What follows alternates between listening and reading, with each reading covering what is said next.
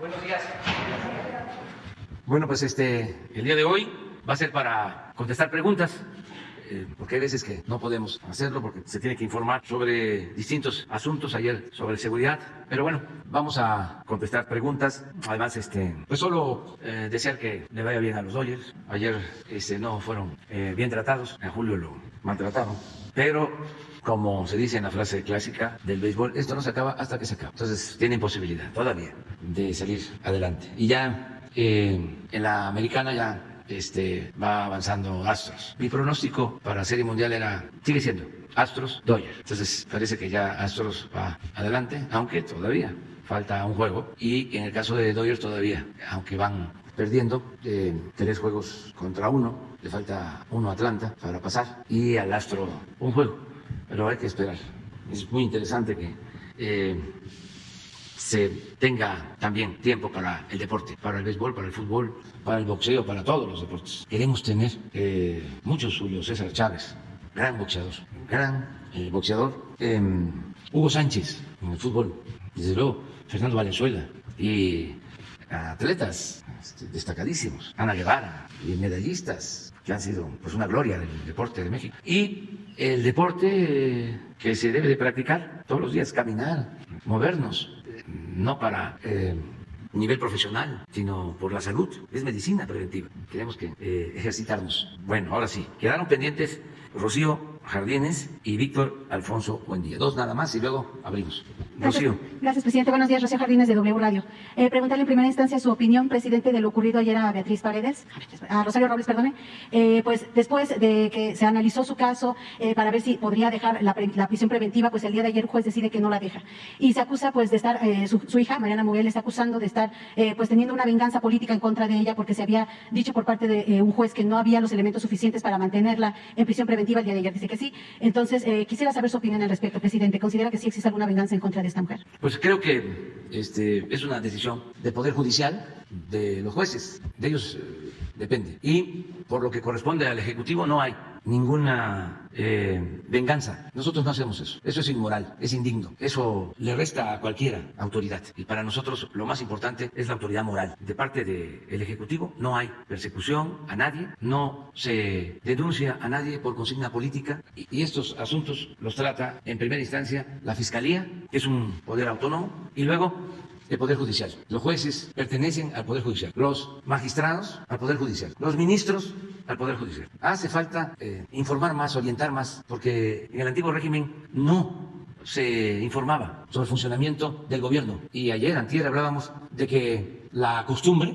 era de que el poder lo concentraba el presidente. Y esto viene de lejos. Esto se arraigó con el porfiriato. Él era el poder de los poderes. Y de ahí viene también la simulación política. Porque en la Constitución se establecía la división, el equilibrio entre los poderes, pero en la práctica, en la realidad, los poderes legislativo o judicial eran apéndice, estaban subordinados. Entonces el presidente era el que ponía a los diputados, a los senadores, a los jueces, a los magistrados, a los ministros, a todos, al procurador. Entonces, eso es lo que quedó en el imaginario colectivo. Tenemos que ir poco a poco informando, orientando de cómo es un auténtico Estado de Derecho. Porque nada más en el discurso de manera demagógica se hablaba de Estado de Derecho, pero la verdad es que se vivía y se padecía de un Estado de chueco, de cohecho. Entonces, en el caso de Rosario Robles, es un asunto del Poder Judicial, es el que resuelve. Y si el juez recibió una orden o actuó por consigna, debería de ser sancionado, porque los jueces tienen que actuar con autonomía.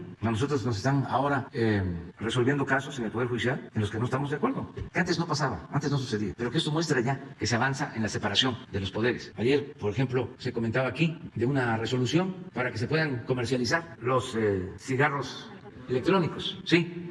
y los argumentos que da la Corte son realmente, desde mi punto de vista, muy endebles, pero es la resolución de la Corte. Nosotros opinamos distinto. Tan es así que vamos a presentar una iniciativa legal para combatir eso, porque consideramos que afecta a la salud. Y lo dije ayer y lo repito ahora, y lo mercantil no puede estar por encima de la salud del pueblo. Entonces eso es lo que te puedo comentar. Creo que se debería pues, revisar la acción de ese juez, porque primero decía que se estaba violando la Constitución, de que no se había fundamentado bien el caso de Rosario, y ahora dice que pues necesita mantenerse en prisión preventiva porque existe el riesgo de fuga. Pues les recomendaría revisar la actuación de los jueces. Y no nos corresponde a nosotros, pero podría participar la Comisión de Derechos Humanos, nacional y internacional. Muy bien. Se tiene que acudir a todos los medios. Cuando hay una inconformidad, cuando se piense que hay una injusticia. Gracias. Por otro lado, presidente, preguntarle su opinión acerca de cómo está avanzando de alguna forma demasiado lenta el caso de Emilio Lozoya, que bueno, ha señalado a diversos exfuncionarios, sin embargo no ha habido resultado de nada.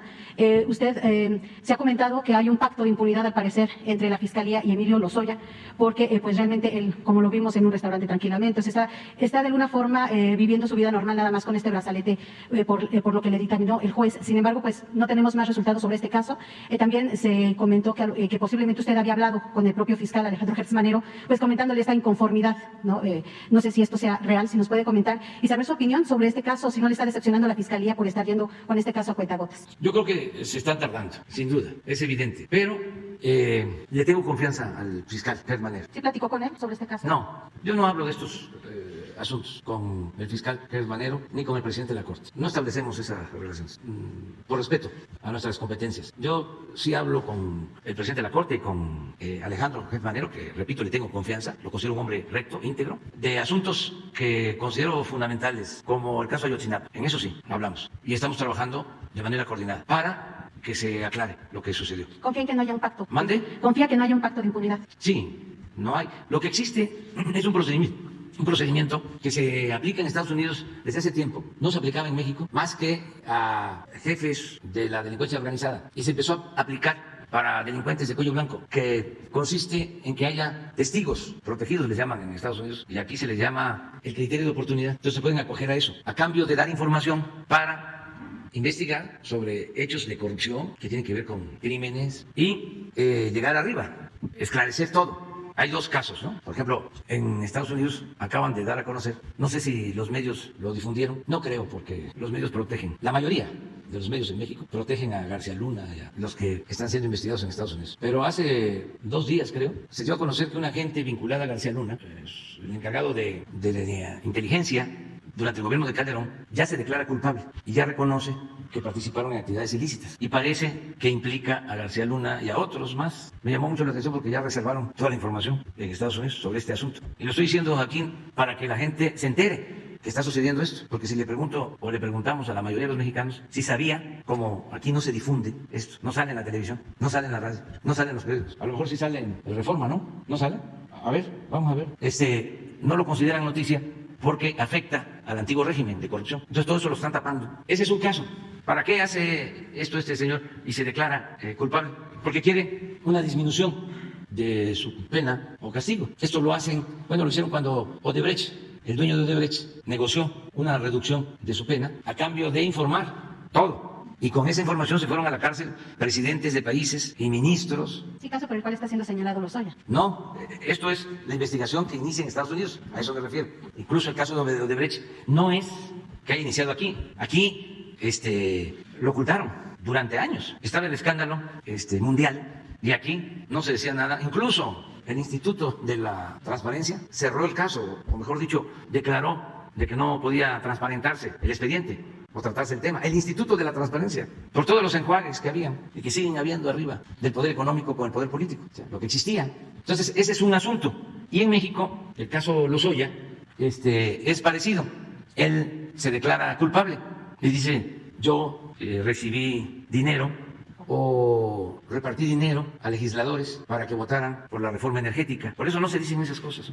Y la Fiscalía lo acepta como testigo protegido, o otro criterio de oportunidad le otorga, y entonces le da esta oportunidad de no ir a la cárcel, sino de tener un brazalete para que esté informando, y él es el que ha dado toda la información, a quién le dio el dinero, por órdenes de quién, cuál es el origen de ese dinero, y están involucrados pues legisladores de partidos, y es realmente pues un caso muy vergonzoso de corrupción mundial, porque ¿en qué país se compra a los legisladores para que voten por una reforma? ¿Y esta tardanza no le afecta a su combate a la corrupción, presidente? No, no le hace que tarden, pero que se conozca toda la verdad. A veces la justicia tarda, pero llega. Entonces yo sí tengo confianza de que aunque estén tardando, no debería de ser así, pero entiendo de que tienen que tomar declaraciones, los abogados, pues imagínense, los abogados de legisladores y de gente influyente son pues muy diestros y entonces están defendiendo. Y no solo es la defensa jurídica, los medios. Esto de la foto del señor Lozoya, pues se difundió en todos lados y diciendo no hay justicia, también desacreditando a Lozoya. Yo no lo estoy defendiendo, ni lo considero una blanca paloma, nada más estoy narrando los hechos de cómo los que se sienten afectados le dieron vuelo a la foto para restarle credibilidad.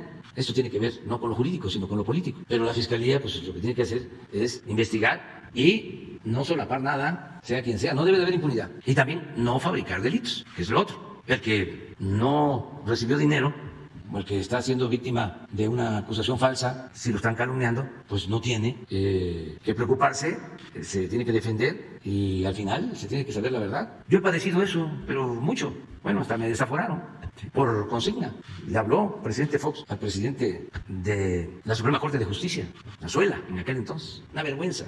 Nieto del gran escritor que llega a ser presidente de la Corte. Y se somete, ahí ni siquiera por dinero, sino por afinidad ideológica, por conservadurismo. Llegaron al extremo los ministros de ese entonces de sacar un manifiesto en contra mía, un desacero completo, cuando el Poder Judicial estaba sometido. Bueno, en la Cámara se pusieron de acuerdo PRI-PAN, era presidente de la Cámara de Diputados Mario Fabio Beltrones. Ahí están los testimonios. Se pusieron de acuerdo con Fox y me desaforaron. Votaron juntos, PRI-PAN. O sea que esto que estamos viendo ahora no es nuevo. Lo que pasa es que ahora ya se quitaron por completo la máscara. Y no pudieron, porque el pueblo escucha, piensa, y me sacaron adelante. Entonces, es lo que tiene que hacer todo el que es víctima de una injusticia, tiene que luchar y no permitirlo, y denunciar, y no rendirse. Gracias, presidente. Por último, preguntarle cuál sería el mensaje al Congreso, al Senado de la República. El Grupo Plural de Senadores ofreció al secretario de Gobernación el apoyar la reforma eléctrica siempre y cuando les permitan pues meter también sus palabras, hacerle cambios de comas, puntos al proyecto que envió el Ejecutivo. ¿Cuál sería su opinión al respecto? Porque pues siguen insistiendo en que esta reforma podría generar pues la huida de inversionistas. La International Chamber of Commerce de México estimó que esta aprobación podría dejar un impacto negativo de al menos 44,000 millones de dólares, presidente. Gracias. Bueno, que la reforma eléctrica conviene al país y es la oportunidad para que la Comisión Federal de Electricidad se fortalezca, que es una empresa pública, porque lo que buscaba el neoliberalismo, los corruptos, era destruir las empresas públicas, privatizarlo todo, convertir lo público en privado. Es socializar pérdidas y privatizar ganancias. No les importaba el pueblo. El propósito era saquear, robar, hacerse grandes con la riqueza mala vida. Nada más que pomposamente a eso se le llama política económica neoliberal, o tienen otros eufemismos para esconder lo que en realidad es robo o tratar de esconder. Hablan de desincorporación de empresas no estratégicas. Eso lo usaron mucho para la privatización. O abrir el mercado, o promover la inversión extranjera. Pero eso solo lo usaron para sacar beneficios personales de grupos. No se ayudó al país, se arruinó al país. Pues sí, siempre y cuando se mantenga la esencia de la iniciativa. ¿Cuál es la esencia de la iniciativa? De que la industria eléctrica sea una industria estratégica, propiedad de la nación, de todos los mexicanos, y que la generación, la distribución de la energía eléctrica no tenga propósitos de lucro. Si eso se sostiene, la rectoría del Estado en el manejo de la industria eléctrica, adelante. Lo otro, el litio, que eso les importa mucho. Nada más que están hablando nada más de la industria eléctrica o de la iniciativa de reforma constitucional para la industria eléctrica y no se atreven a hablar de litio. Pero lo que no les conviene, no les gusta, es que el litio sea propiedad de la nación, porque quisieran que fuese como las concesiones que se dan para la explotación del oro, de la plata, de otros minerales, concesiones privadas. Y no, el litio es un mineral estratégico. Me consta de que le brillan los ojitos a algunos. Víctor Alfonso, buen día. Gracias. Buenos días, señor presidente. Víctor, buen día para Víctor Blogs en México en forma de YouTube. Hablando de concesiones, señor presidente, ¿usted considera que por la política neoliberal el país quedó rezagado en conectividad de Internet? pues prácticamente que de vuelta a lo mejor no podríamos tener el 100% de conectividad en algunos municipios o estados del país. Le comento esto porque usted en el 2023 va a tener la oportunidad de retirar una concesión a un empresario, al empresario Carlos Slim, la concesión de Telmex, y sobre todo comentarle si será una decisión fácil o difícil, porque sinceramente, como usted a veces lo ha comentado que han dado rondando el país, usted comenta que a veces no cuenta con el servicio de internet para poder realizar algunas situaciones. ¿Será algo difícil, señor presidente, retirar esta concesión en el 2023 o será nuevamente otorgada para el mandato? No, no va a ser difícil si se trata de, en efecto, revisar lo de la concesión, si se vence el plazo y se puede retirar o refrendar, es decir, que continúe. Eso lo vamos a analizar en su momento, pero no hay interés en retirar concesiones. Lo que sí vamos a buscar es que se mantenga un compromiso social, porque en el caso del Internet, como en el caso de la industria eléctrica, en otros tiempos, y es a lo que nos quieren regresar, dicen que nosotros estamos representando el pasado, pero no. Quienes representan el pasado son los que quieren seguir dominando México y oprimiendo al pueblo. En el caso de la electricidad es muy interesante la historia de cómo no estaban electrificados los pueblos porque eran empresas privadas las que predominaban en el sector eléctrico, a lo que nos quieren regresar, a lo que nos regresaron. Pero afortunadamente se dio el cambio, porque ya después de que no intervenía el sector privado en la industria eléctrica, ahora tienen el monopolio prácticamente del mercado eléctrico. Las grandes empresas, corporaciones comerciales, que ya se ha dicho aquí, los Oxxos, todo eso, pues no le compran energía a la Comisión Federal de Electricidad. Ellos supuestamente producen su propia energía con subsidios y pagan menos que lo que pagan los usuarios en México, las familias. Entonces, ¿qué pasaba? Cuando el gobierno del licenciado Adolfo López Mateos, en los años 60, pues no estaba electrificado el país y el presidente, a través de su secretario de Hacienda, Antonio Ortiz Mena, les dijo a estas grandes empresas: ustedes no van a electrificar los pueblos porque no les va a resultar rentable, porque ustedes buscan el negocio, pero el Estado tiene una responsabilidad social y el que los pueblos se electrifiquen significa progreso y justicia, o progreso con justicia. Entonces, como ustedes no van a poder electrificar, vamos a ponernos de acuerdo y les pagamos por sus empresas. Así fue, vieron indemnizaciones y se nacionalizó la industria eléctrica. Y a partir de ahí comenzó un plan de electrificación de todos los pueblos. Y hoy México, gracias a eso, tiene el servicio de energía eléctrica hasta en los pueblos más apartados. El porcentaje que queda sin electrificar es mínimo. Pero esto comenzó en los años 60 del siglo pasado. Estamos hablando de 60 años. Bueno, eso que se avanzó comenzó a tener un retroceso, porque en la Constitución quedó establecido de que la distribución de la energía eléctrica correspondía exclusivamente a la nación, a la Comisión Federal de Electricidad, la generación y la distribución. Con Salinas cambiaron eso, utilizando una ley secundaria, y empezó la privatización. Y empezaron a cerrar plantas de la Comisión Federal de Electricidad, y lo que buscaban, y es el propósito todavía, era quebrar por completo, arruinar a la Comisión Federal para que todo el mercado de la industria eléctrica quedara en manos de particulares, de empresas, sobre todo extranjeras, españolas en particular, empresas que sobornaron a funcionarios corruptos, que se los llevaron a trabajar. El caso de las empresas españolas, que a la secretaria de Energía de Felipe Calderón se la llevaron de empleada, al mismo Felipe Calderón se lo llevaron al Consejo de Administración. Esas empresas españolas contrataban a ex ministros, no solo en México, en España, en todos lados, y a expresidentes. O sea, es un mecanismo de soborno para tener influencias y acaparar el mercado, vender la luz a precios elevadísimos, como está sucediendo en España. Estas empresas están vendiendo la luz carísima, y era el modelo que deseaban continuar imponiendo en México. Por eso es esta iniciativa que enviamos de reforma eléctrica. Bueno, eso es regresar al pasado. Si actuáramos quedándonos cruzados de brazos. No, nosotros lo que queremos es que ya nos sigan robando. Tan sencillo como eso. Y que dicen que se va a ir la inversión, no se van. ¿Saben?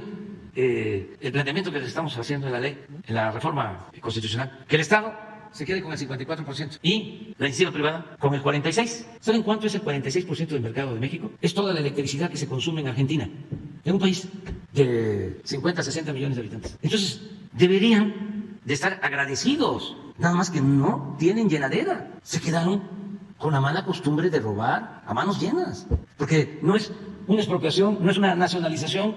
Es decir, necesitamos nosotros fortalecer a la Comisión Federal de Electricidad, porque si no, no vamos a poder garantizar precios justos en la energía eléctrica. Tiene que haber orden. La política se inventó, entre otras cosas, para poner orden en el caos. Y esa es la función del Estado. Entonces el sofisma todo ese engaño de que había que desaparecer al Estado y que todo quedara al mercado, pues fue una tomadura de pelo. Eso es para quienes se creyeron todo ese plato de mentiras. Pero ya estamos en otro tiempo. Ya eso ya no funciona y quieren mantener lo mismo. Bueno, el caso de la telefonía, regresando a tu pregunta, si se garantiza de que se va a prestar el servicio, que es una empresa mexicana, que eso también importa, y hay también algo que puedan aportar, por ejemplo, en el caso de la conectividad para el Internet, claro que refrendamos la concesión.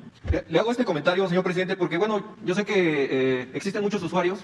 Yo soy un usuario también, se lo tengo que decir abiertamente de esta compañía. Como usted sabe, yo vengo de Texcoco. Hay todavía algunas zonas que están desprotegidas por el servicio. Y el pretexto de la compañía es de que, pues como usted lo comenta, no le interesa invertir en algunos pueblos aledaños a Texcoco porque pues no es rentable por el dinero de invertir en la infraestructura. De hecho, Telmex es quien provee la infraestructura a las otras empresas que entraron al mercado. Entonces, le quiero hacer una pregunta sensata porque yo sé que usted es un hombre de ideales. ¿Está dejando ya usted su lucha presente que usted tenía en esos años, en 1990, junto con el ingeniero Cárdenas, de levantar la voz y decir que no se expropiaran estos bienes del Estado? No, es que estoy pensando lo mismo de siempre. Yo tengo pues una característica, siempre escribo. Llevo 30 años o más escribiendo libros. Entonces ustedes pueden saber muy bien qué pensaba hace 30 años y qué pienso ahora. Y se van a encontrar de que no he sido incongruente. Entonces, en este caso vamos a actuar de manera consecuente, pero tenemos que entender que existe una nueva realidad. Nuestros adversarios, hasta el proceso, que andan buscando, desesperados, cómo justifican de que somos lo mismo, de que es igual. Toda la nueva política o la cuarta transformación se va a poner a prueba con la concesión a Telmex. Palabras más, palabras menos. Eso es lo que plantea el proceso. Entonces, una vez les digo, vamos a hacer lo que más le convenga a la nación. No vamos a caer en extremismos. O sea, a lo mejor en el periodismo se puede, el extremismo, dar bandazos y se tocan los extremos, la extrema derecha y la extrema izquierda. En la lucha nuestra no. Nosotros lo que queremos es que las cosas mejoren en beneficio de nuestro país y hacerlo de manera pacífica. Y no imponer nada, convencer, persuadir. Entonces, se trata de una empresa que entregó Salinas de Gortari. Claro que yo estuve en desacuerdo. ¿Por qué? Porque yo no estoy a favor de la política privatizadora. Tan es así que no hemos dado concesiones. No es lo que pasó en el periodo neoliberal, que entregaban concesiones para el petróleo, para la industria eléctrica, para la minería, que entregaron casi todo el territorio nacional. Esto es distinto. El tiempo que llevamos nosotros es diferente y nos va a tocar resolver esto y no tengo ningún problema de conciencia. Es saber, ya está, ¿qué hacemos? Revocamos la concesión. A ver, se lo dejamos de tarea a la gente. Revocamos la concesión y el Estado se hace cargo, ¿sí? O, que eso es lo que yo pienso, se mantiene la concesión buscando que haya compromisos en beneficio de la población, ya sea en tarifas, pues ya sea que se amplíe la red para que tengamos internet, todos, pues llegar a un acuerdo. Eso es lo que va a estar en cuestión. Yo no soy partidario, o sea, quizá si me hubiese tocado a principio del gobierno, a lo mejor, sí, como lo estamos haciendo con los bancos, como parte de la política privatizadora, no dejaron ni un banco, dejaron un banquito que ni sabe la gente cómo se llama o cómo se llamaba. Era Bansefi. Bansefi, que ahora es el Banco del Bienestar, que va a ser un banco muy importante porque va a tener cerca de 3,000 sucursales, donde no llegan los bancos comerciales. Nos costó trabajo conseguir la autorización, porque ustedes creen que a los del Banco de México les gusta el que haya un banco fuerte del Estado. No, si ellos se formaron en la idea de la privatización. Si lo que más afectó del modelo neoliberal fue el que les lavaron el cerebro, con todo respeto, y lo único que aprendieron fue a que era mejor el sector privado que el sector público y que había que diluir al Estado y dejar todo al sector privado. Entonces nos costó incluso en Hacienda, aquí adentro, porque fueron 36 años de política neoliberal. Bueno, ya empezamos, pero tenemos que operar 2,700 sucursales. Vamos a tener como 3,000 en todo el país para que la gente pueda tener cerca un banco. Porque es lo mismo del Internet y lo mismo de la industria eléctrica. De hecho, o sea, ¿por qué no hay bancos en los pueblos? Porque pues no les es rentable a los banqueros. Les puede resultar más rentable vivir de las comisiones que cobran, no del servicio bancario. Entonces, por eso lo tiene que hacer el Estado.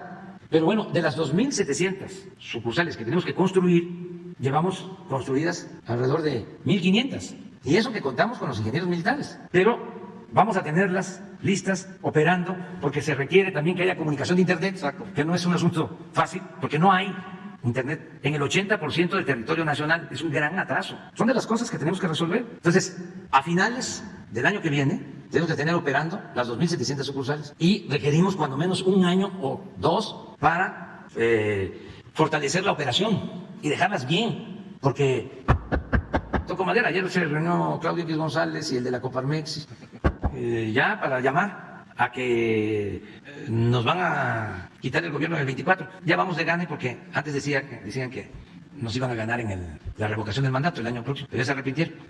Ahora va a ser hasta el 24. Pero bueno, imagínense si estos llegan, desmantelan todo. Entonces necesitamos dejar consolidado del Banco del Bienestar. Entonces no es un asunto fácil, lleva tiempo, son cambios incluso de mentalidad. Es estar formando nuevos cuadros, servidores públicos que estén pensando en el interés general, que estén pensando en los negocios públicos, no que estén pensando en la corrupción, no que estén pensando en los negocios privados, no que sean empleados de las grandes corporaciones, de las empresas, que tengan emoción social, que le tengan amor al pueblo, que tengan convicciones, que tengan ideales, que tengan principios, que sean honestos. Eso es la transformación.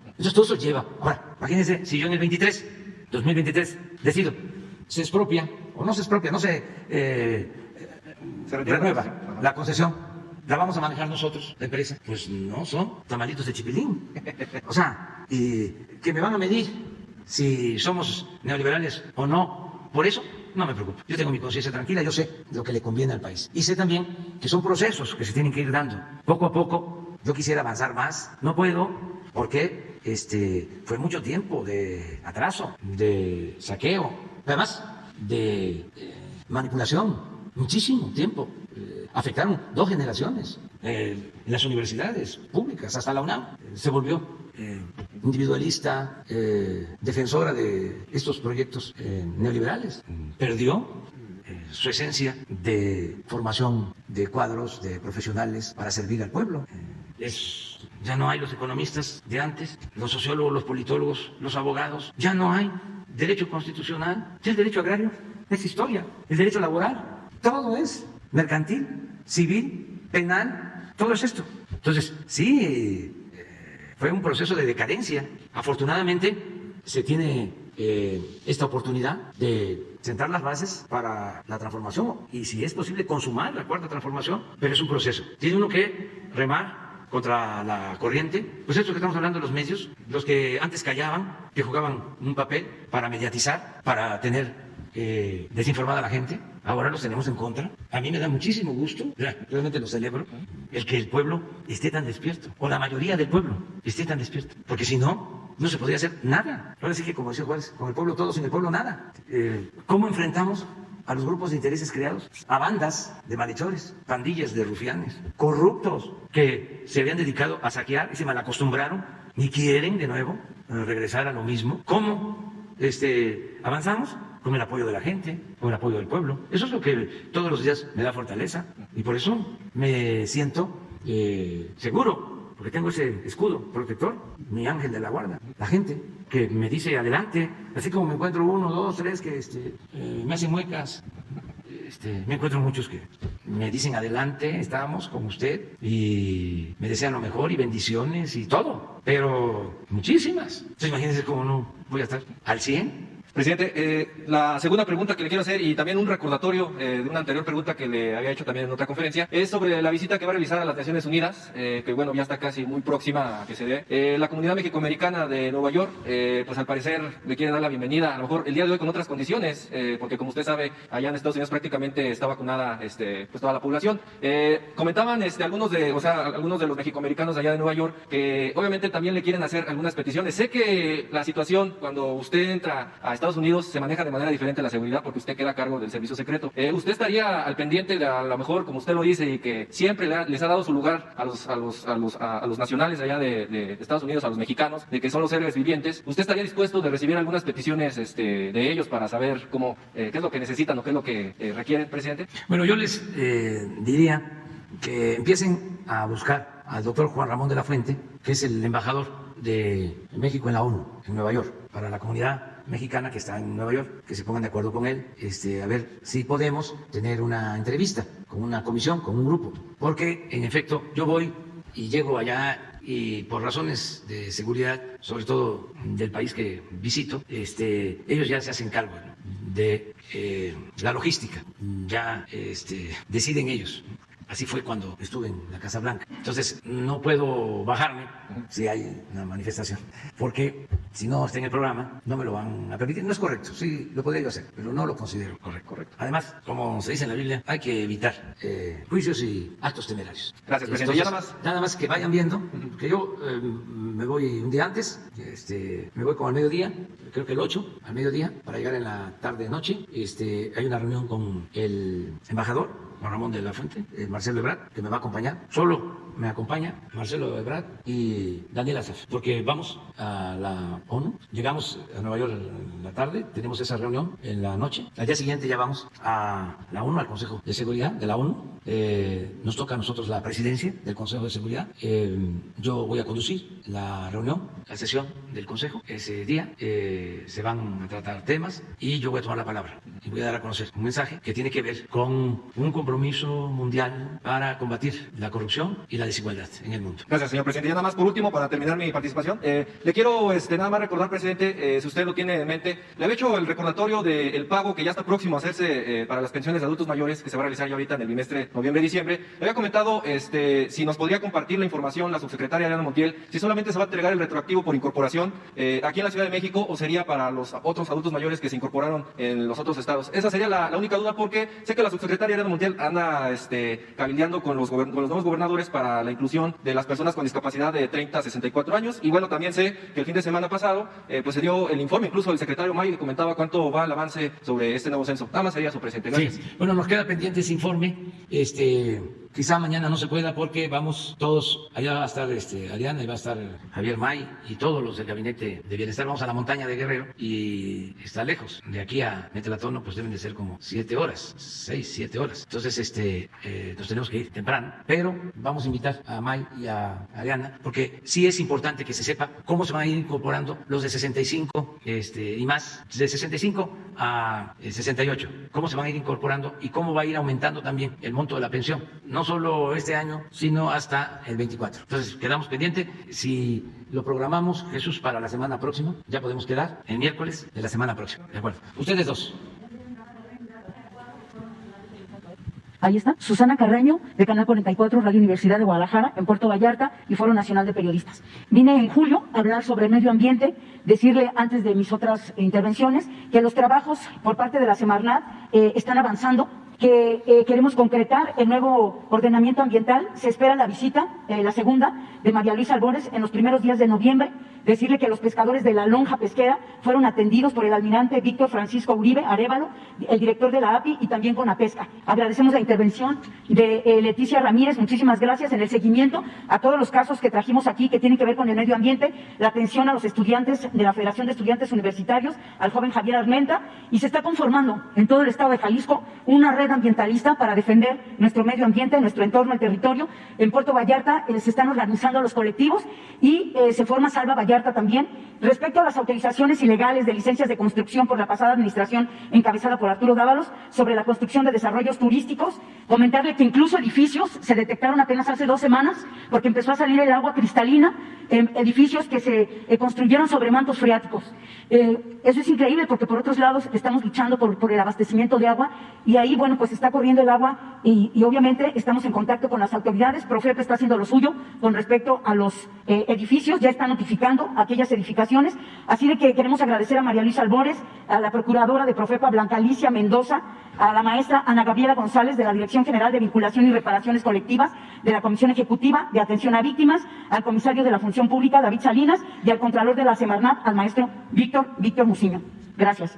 Por otro lado, justamente dentro de un mes, presidente, en Jalisco, yo voy a hablar por Puerto Vallarta, pero en todo el estado de Jalisco, el 20 de noviembre inician las mesas de diálogo por un trato justo, el pacto fiscal que el gobernador del estado, Enrique Alfaro, ha convocado a todos los jaliscienses. El 20 de noviembre empiezan mesas de diálogo por un trato justo y el pacto fiscal que él señala. El gobernador de Jalisco está pidiendo a la Federación trato justo. Nosotros hacemos un análisis en el caso particular de Puerto Vallarta porque el municipio ha sido saqueado. El municipio, en el área turística, en la opulencia, pues todo está bien, es un paraíso turístico gracias al trabajo de todos, especialmente de los empresarios del turismo. Pero pasando la avenida Francisco Medina Asensio, que usted la conoce perfectamente bien, al cruzarla todo es un desastre, hay demasiados baches, estamos esperando que llegue el programa que nos dijo allá en Vallarta para la reparación de baches. En Puerto Vallarta no tuvieron llenadera, como dice usted, están haciendo las auditorías, están encontrando irregularidades, el CIAPAL 2,000 millones de pesos, 200 millones más que no se pueden comprobar, en eso están ahorita las autoridades entrantes. Nosotros quisiéramos, antes de que empiecen las mesas de diálogo por el trato justo, queremos información de los recursos que la Federación le ha enviado a Jalisco, en particular lo de Puerto Vallarta, porque antes no habíamos vivido el hecho de que un gobierno federal dijera, ahí van 650 millones de pesos para las calles, para las colonias, como usted lo ofreció. Estuvo Román Meyer, hicieron lo de la Lija, hicieron lo de la 5 de diciembre, andadores, se vio obra. Sin embargo, no hay obras relevantes por parte del gobierno municipal, ni tampoco del Estado. Entonces, ¿qué queremos? Información directa de la Federación, porque no queremos que otra vez 650 millones de pesos se vayan al Tren de Guadalajara, o que los 140 millones de pesos que están destinados para un museo y centro de investigación ambiental, el gobernador con la mano en la cintura dice que se van a hacer otra cosa. Se pueden desviar de esa manera los recursos que ya están etiquetados. O sea, sí queremos un trato justo, como él dice, pero de los municipios hacia el Estado. Y si él está pidiendo un trato justo a la Federación, nosotros también queremos saber, queremos tener información para saber cuánto la Federación le ha dado, porque han pasado varios sexenios, vemos edificaciones inconclusas, un laboratorio regional que hace 5 años pusieron la primera piedra, lo están terminando, no funciona, o sea, no tuvieron llenadera. Son muchos recursos que andan volando, que no se han justificado, y que ahora que se vienen esas mesas de diálogo, nosotros queremos información para poder informar a los ciudadanos y actuar en consecuencia, presidente. Bueno, yo les propongo algo, pero no solo para Jalisco y Vallarta. Como se ocultó mucha información o no le daban importancia a informarle al pueblo, no se garantizaba el derecho a la información. Hay muchas cosas, como hablamos del Poder Judicial y del funcionamiento del gobierno en general, que se desconocen. Entonces, vamos a informar. Por ejemplo, cómo se distribuye el presupuesto, que todos los mexicanos conozcan. Desde que se hizo un acuerdo de coordinación fiscal, que se llama, de cómo la Federación hace la recaudación de los impuestos, del IVA, del impuesto sobre la renta, y devuelve a los estados lo que es participable, como se le llama. ¿Cuánto se le devuelve a los estados? ¿Qué impuestos cobran los municipios? Por ejemplo, el predial, el agua, derechos que les corresponden. ¿Y cuánto reciben de presupuesto federal, de las participaciones que van a los estados, y que un porcentaje corresponde al gobierno del estado y otro porcentaje a los gobiernos municipales? Hay gobiernos estatales que tienen ingresos propios, o sea que su recaudación es importante, que puede llegar a ser hasta del 30% de su presupuesto. Aquí en la ciudad debe de ser como el 40, el 50% del presupuesto de la ciudad, los ingresos propios, porque son impuestos, ya dije, de agua, predial, a veces impuestos a la nómina, todos son ingresos propios. Y otro porcentaje, que en general es mayor, es lo que reciben de participaciones federales, lo que le transfiere la Federación. Eso nos corresponde a nosotros entregarlo, mes con mes. Desde que estoy en el gobierno, nunca se ha dejado de entregar ese dinero a los estados y lo que corresponde a los municipios. ¿Cuánto es? Depende de lo que se recaude y de una fórmula que está establecida en la ley, que toma en cuenta la población de un estado, que toma en cuenta lo que aporta al estado, a lo que llaman Producto Interno Bruto, lo que produce el estado, y toma en cuenta también el nivel de pobreza de la gente. Son los factores que se consideran en esa fórmula. Y así se entrega. Ahora hay una controversia, que esto no se sabe, pero que es interesante, porque lo estás preguntando y es parte de lo mismo. Hay una controversia porque durante algún tiempo, como 20 años, fue creciendo más la población del Estado de México. Y en la fórmula para la distribución se incluyó dar más a los estados con más población. Entonces el Estado de México recibía más recursos de la Federación, es decir, le correspondía más por derecho en la fórmula, por el número de habitantes. Esto significaba darle menos a otros, porque es la misma bolsa, más que se distribuye con una fórmula. ¿Qué sucede? Que en el censo reciente del 2020 aparece menos población en el Estado de México, y por la fórmula le corresponde, de acuerdo a lo que está establecido en la ley, menos. Recuerdo, por ejemplo, que a Jalisco le va a tocar más de este asunto, y al Estado de México menos. Por eso, presidente, es importante venir. Por eso, allá voy.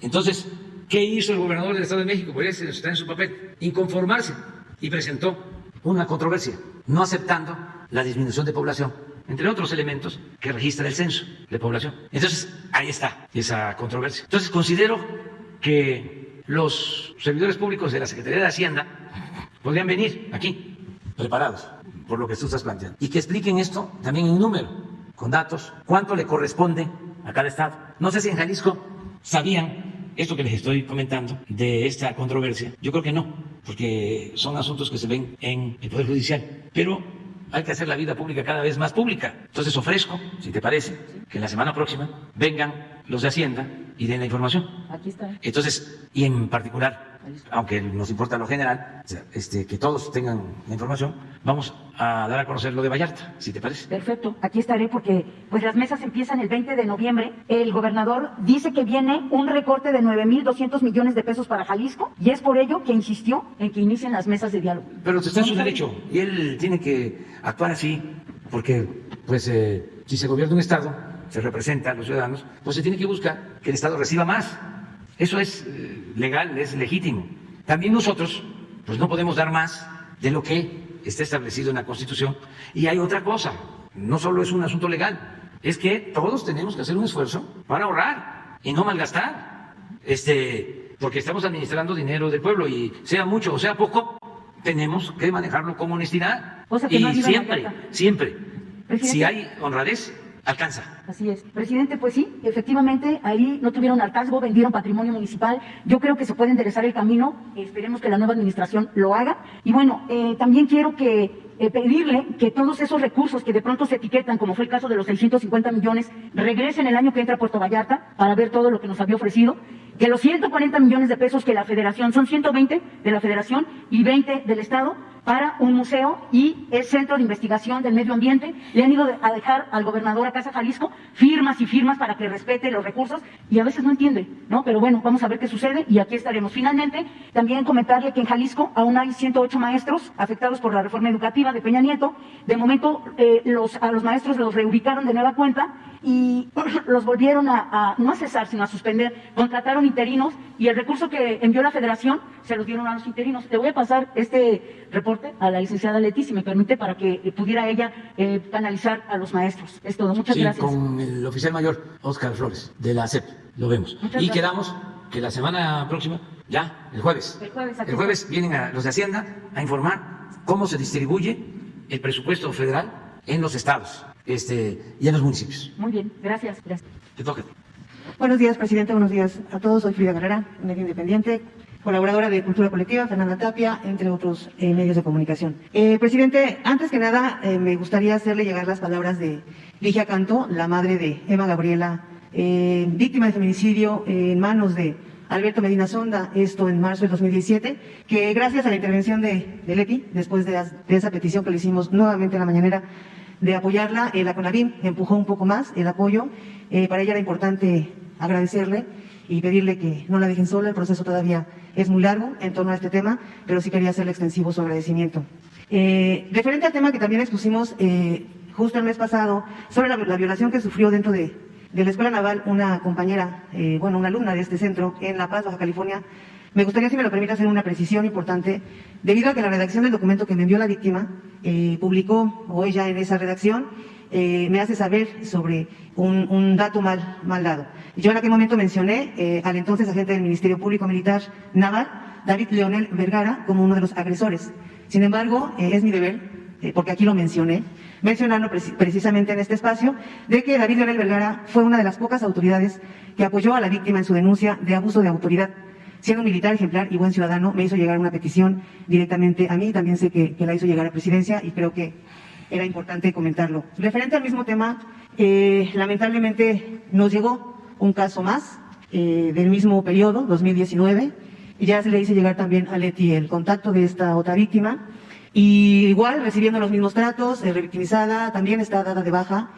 Nos hacía saber Leti Ramírez que no estaba dada de baja la primera víctima. Sin embargo, a ambas las hacen ir a firmar cada mes, a ambas las tienen alejadas de la escuela, ninguna puede terminar ni regresar a la escuela, y bueno, la intención era preguntar directamente al secretario, lamentablemente no está, pero pues ver la posibilidad de que se les pudiera dar una respuesta ya a estas dos mujeres, de cuándo pueden regresar a la escuela. Lamentablemente, creo que es necesario comentarlo, un grupo de abogadas allegadas a un personaje político de la oposición, obviamente una de sus detractoras, que es una mujer, abordaron a estas dos víctimas sin yo tener conocimiento y bueno, lamentablemente Proceso da a conocer una nota muy delicada, tanto en la revista impresa como en redes sociales, que expone a la primer víctima, la vulnera, dando detalles de lo que sucedió, que ni siquiera su familia conocía.